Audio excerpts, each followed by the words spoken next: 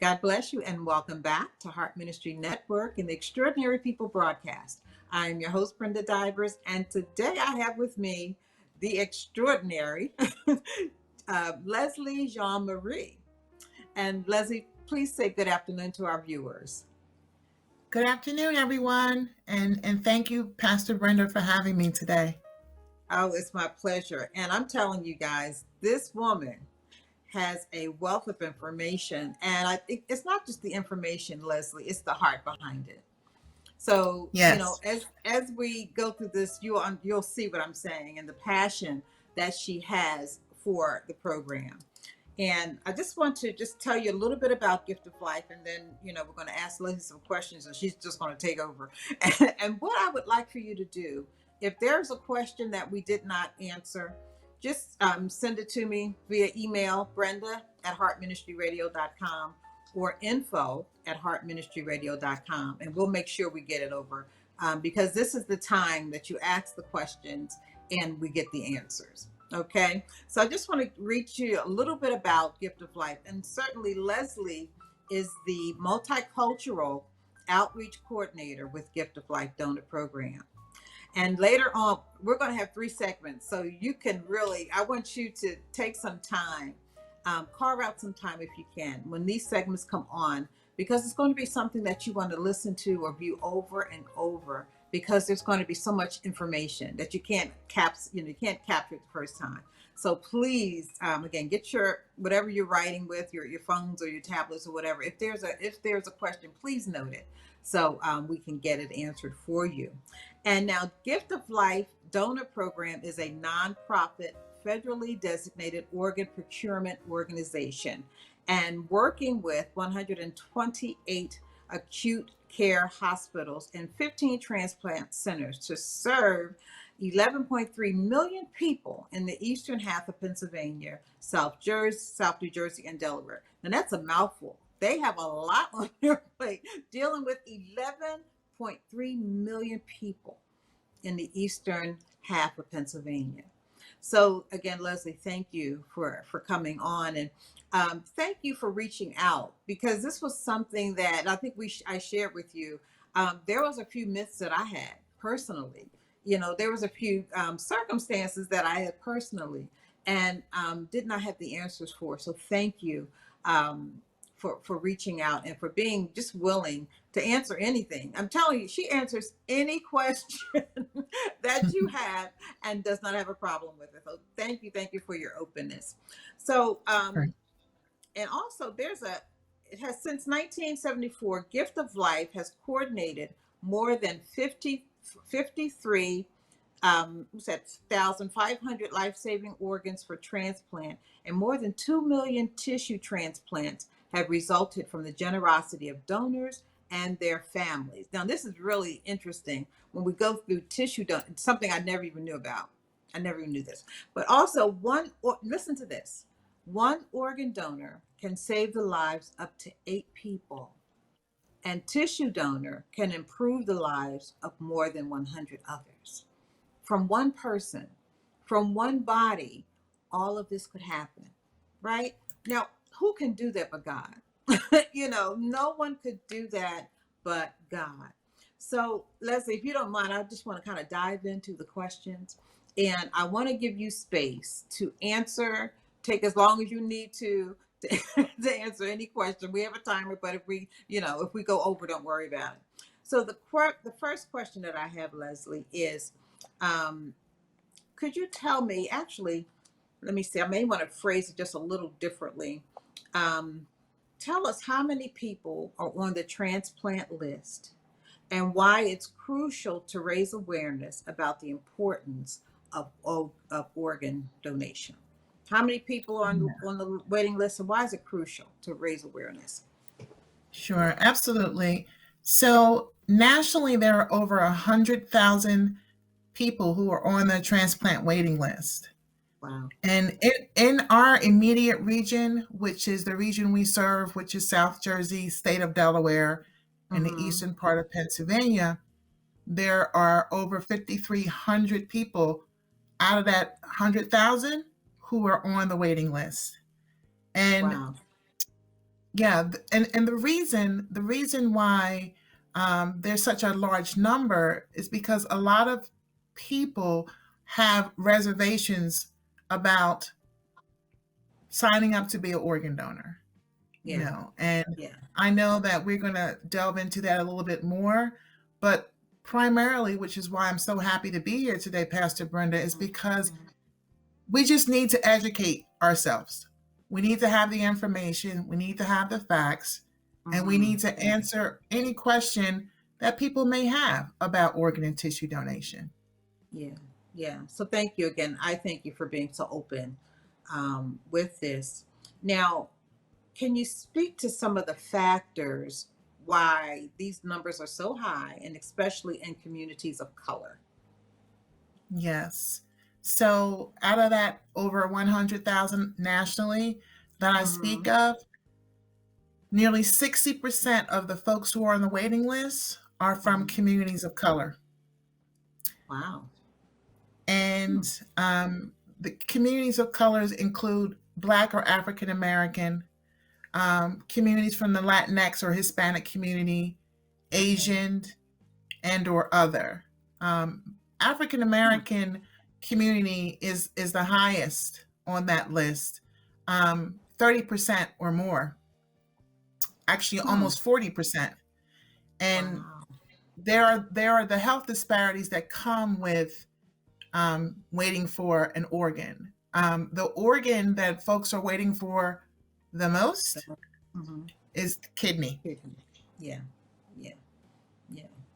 That's interesting because that's all you hear. You hear heart from time to time, liver from time to time, but primarily you hear kidney.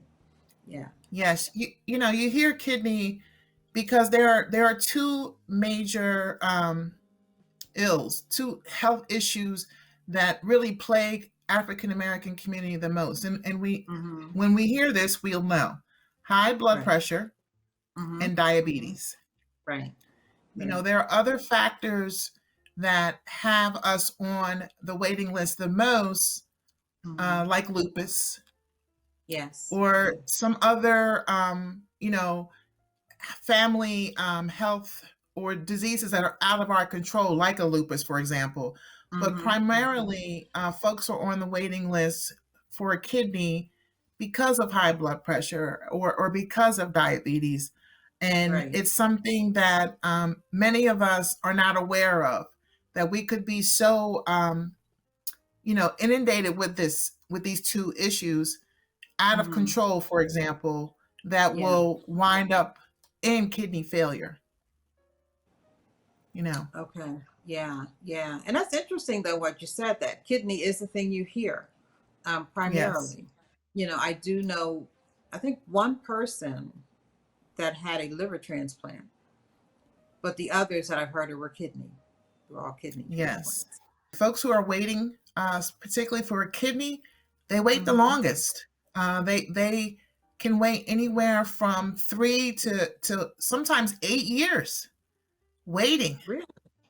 waiting. And the unfortunate thing about that, Pastor Brenda, is that Mhm. 17 people die every day waiting for an organ. Every 17. day. Wow. Mhm. Wow. So you have to be passionate about this, you know. I am. Um, yeah, you're front line and you see these numbers, you know. Wow. Wow. So, and again, I hope you, again, Heart Ministry Network audience are listening. Um, if you have a heart, and specifically a heart for God, this is going to touch you, you know, based on the information that we're receiving. So, thank you so much, Leslie. And so, my second question is: we talked about this briefly about the myths and misconceptions of Yes. in the public about organ and tissue donation, right? Um, Yes. I think we shared about the licenses, right? Yes. And Yes. how I had one. I had on my license years ago that I was a tissue donor. And then I showed my license to someone. They were like, "Are you sure you want to do this?" I don't like, but it's not even on my license now. and I didn't even Yes. realize it until we spoke. I didn't realize it wasn't on there anymore. The thing about it is, first of all, at least 98% of folks who are registered organ donors, they Hmm. register at the Department of Motor Vehicle or the motor vehicle agencies. And Okay. a lot of times, people are unaware of what it means to be a registered organ donor, right? Okay. Yes. We unfortunately have these myths that we certainly have to address, and we're doing today, right? Hmm. But Hmm. some of the myths are, oh, if it's on my driver's license, then no, I won't be saved, right? And Hmm. Yes. to address that, it's very important, simply because that is not true.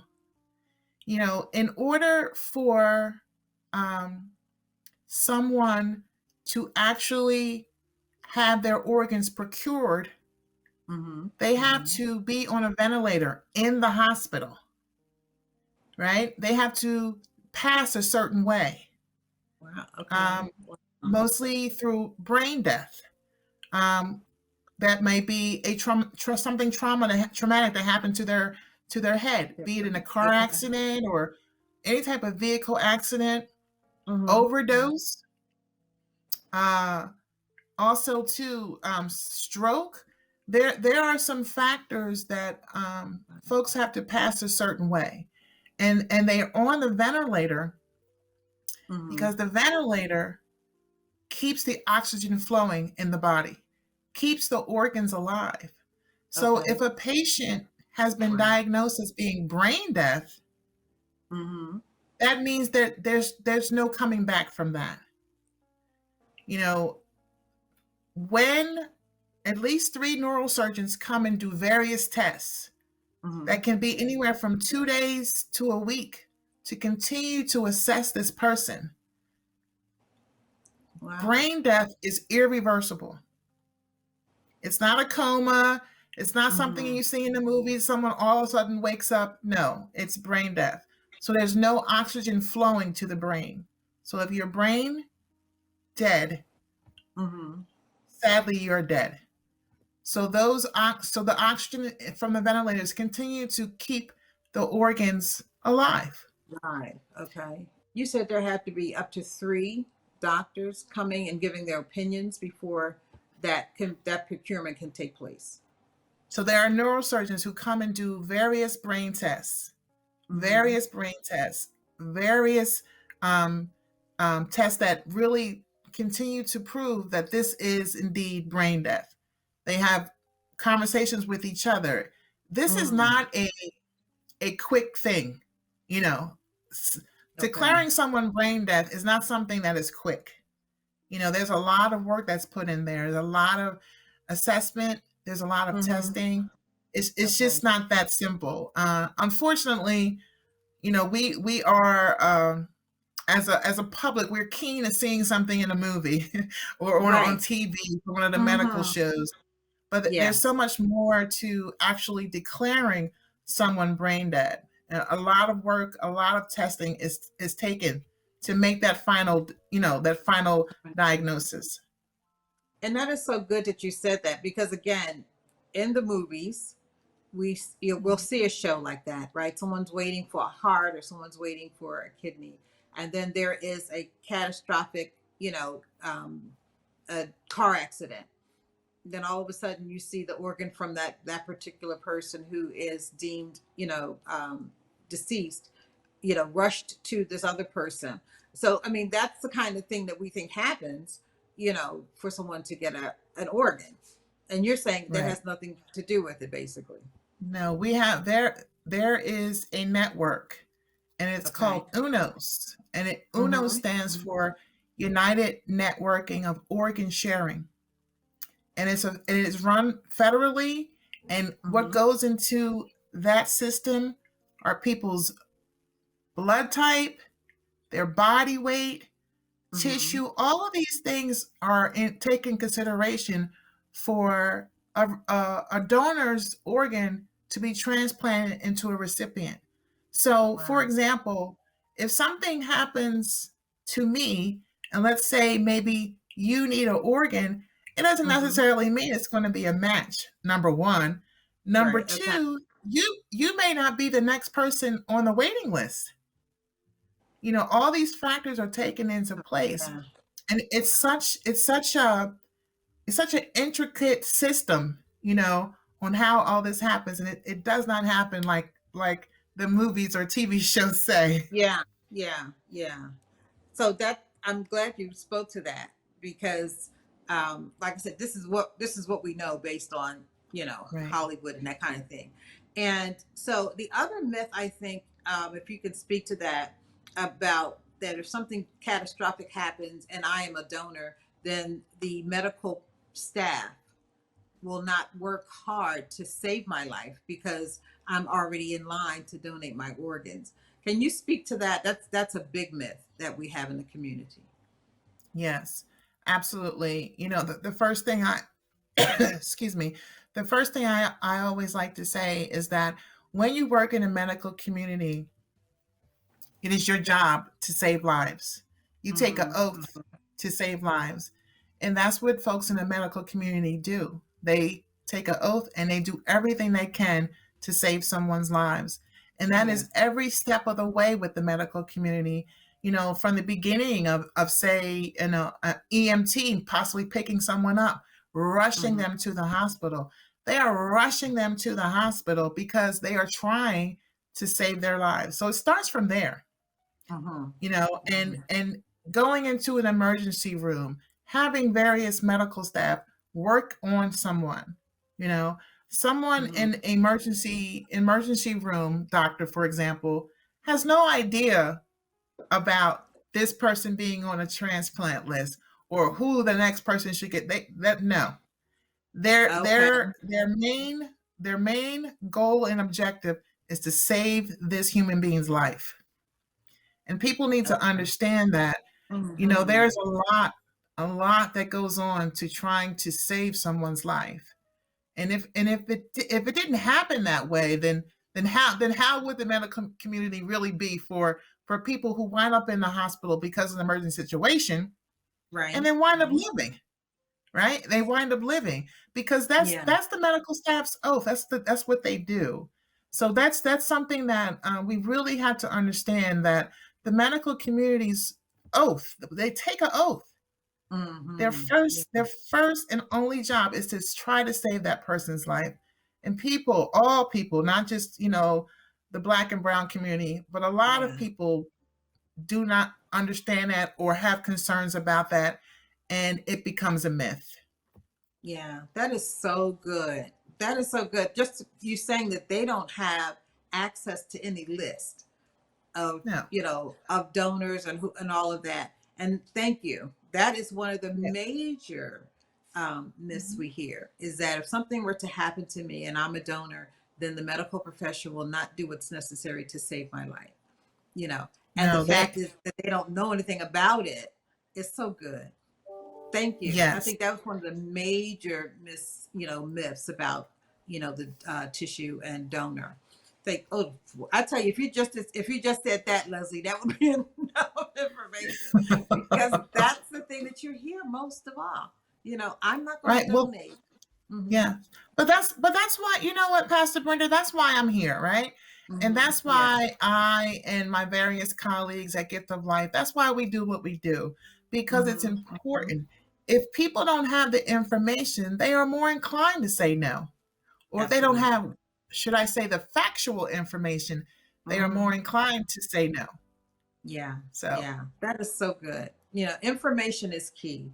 And I'm just so grateful, Leslie, that again, that was the number one myth that I hear yeah, across the board. And I'm sure yes, that made somebody just kind of breathe a little easier, maybe even consider being a organ donor because they know that their life is not going to be passed over for someone else to have their organs. And I think that that's really exactly. important. Wow. It's So, it's very important. And then let mhm, me also add that not only is that a one of the top three myths, but the other mhm, two that I typically hear in the community is, I'm Mhm. too sick or too old, right? Yeah. Or Yeah. it's against my religion. Mhm. Mhm. And the Yes. and the reality is, and please hear me when I say this, no one is ever too sick or too old to register to become an organ Mm. donor. Now, Wow. registering to become an organ donor and actually being a viable organ donor are two different Mhm. things. It Okay. doesn't take anything to register to become an organ donor. Mhm. However, Mhm. to be viable candidate, the main thing is long-term cancer. Their organs are unable to be transplantable, right? And even right now with COVID, if someone dies of COVID, their organs are not transplantable.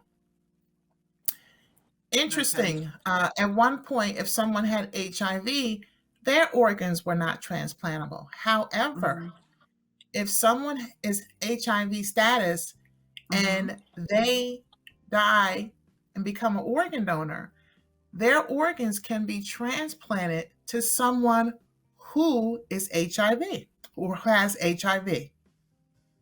Wow. And Now, I've yeah, never heard that before. That's yes, okay. So if not organ AIDS, cells, not AIDS, just HIV. HIV. Okay. Well, you know, So Leslie, we're that, going to take a. mhm. I don't mean to stop you. We're going to take a pause right now, Oh, sure. and Okay.